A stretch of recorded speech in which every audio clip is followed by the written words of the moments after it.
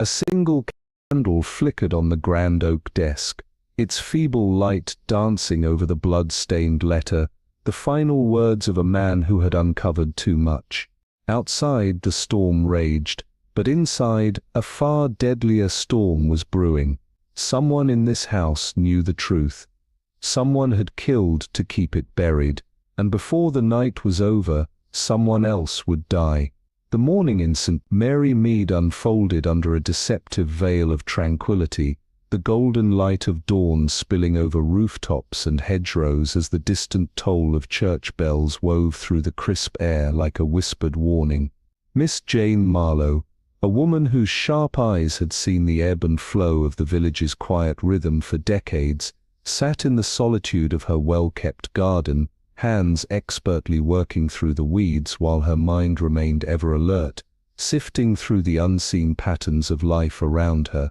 The village stirred to life in its unhurried way, birdsong lacing the air, the creak of cartwheels echoing through narrow lanes, the occasional murmur of early risers exchanging pleasantries, but beneath it all, an undercurrent of something unseen, something stirring in the shadows, pulsed through the air like an unsung melody.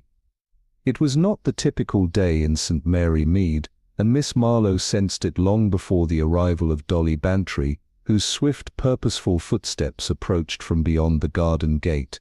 Dolly, ever the harbinger of news, though seldom of the comforting kind, arrived basket in hand, her usual exuberance tinged with something else this morning, something more urgent. "Jane, you wouldn't believe what's come up now," she declared, setting down the basket with a flourish, her bright smile a thin veil over the excitement in her voice. "Hensley Manor, Sir Alister Cranbourne's estate, is buzzing with secrets again." Miss Marlowe, her expression impassive but her interest quietly piqued, gestured for Dolly to sit. "Isn't it always?" she replied, wiping the earth from her hands and settling into her chair, her gaze unwavering.